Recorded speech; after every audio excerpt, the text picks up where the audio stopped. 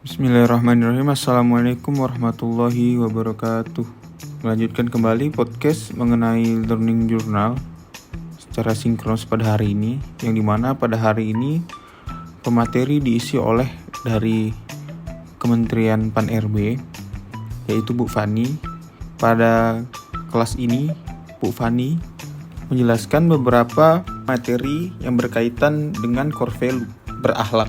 Pembahasan di sini ada beberapa pokok pembahasan. Yang pertama adalah tantangan ASN dalam mendukung visi Indonesia Maju. Yang kedua, strategi akselerasi transformasi ASN. Yang terakhir adalah penguatan budaya kerja dan employer branding. Dari sini 5 program kerja yang dibangun oleh Menpan RB yang berkaitan dengan core value berakhlak. Yang pertama adalah pembangunan SDM. Yang kedua, pembangunan infrastruktur. Yang ketiga, simplifikasi regulasi. Yang keempat, penyederhanaan birokrasi. Yang terakhir adalah transformasi ekonomi. Yang berkaitan dengan core value berakhlak adalah nomor 1 yaitu pembangunan SDM, dan yang kedua adalah penyederhanaan birokrasi. Di sini pemateri menjelaskan tentang era disruption milenial.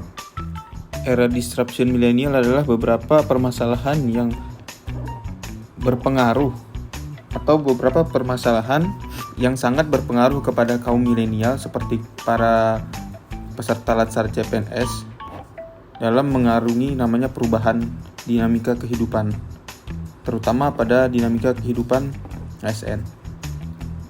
Beberapa efek domino dari ASN yang tidak profesional dijelaskan di sini adalah ASN tidak profesional, birokrasi menyulitkan, sektor ekonomi terhambat, terdapat pajak tidak optimal, dan kesejahteraan ASN yang sulit ditingkatkan.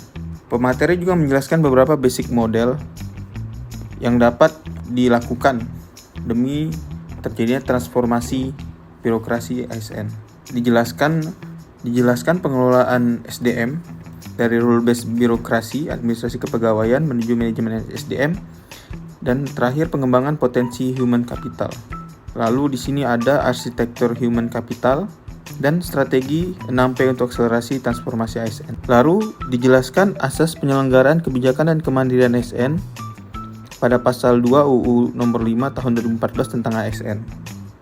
Yang pertama adalah kepastian hukum, kedua profesionalitas, ketiga proporsionalitas, keempat keterpaduan, kelima delegasi, keenam netralitas, ketujuh akuntabilitas, 8 efektif dan efisien, ke-9 keterbukaan, 10 non-diskriminatif, 11 persatuan dan kesatuan, 12 keadilan dan kesejahteraan, yang terakhir adalah ke-13 kesejahteraan. Dan dijelaskan juga nilai-nilai dasar pegawai ASN pada pasal 4 Undang-Undang nomor 5 tahun 2014.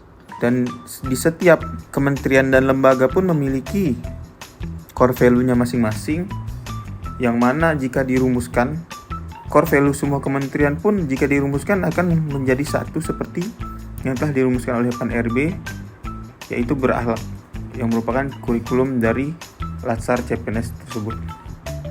Dan di sini dijelaskan beberapa panduan perilaku sesuai dengan 7 core value berakhlak, berorientasi pelayanan, hingga seterusnya. Dan terakhir adalah ekspektasi Menpan RB terhadap seluruh ASN pada kelembagaan, kementerian, dan daerah. Yang pertama adalah segera melakukan penyesuaian core value yang ada dan melakukan internalisasi dengan tidak merubah, menambah, atau mengurangi butir-butir core value yang ada, termasuk panduan perilaku.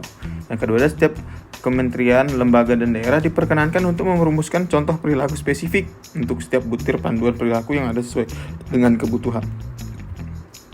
Sekian dari pembelajaran hari ini. Assalamualaikum warahmatullahi wabarakatuh.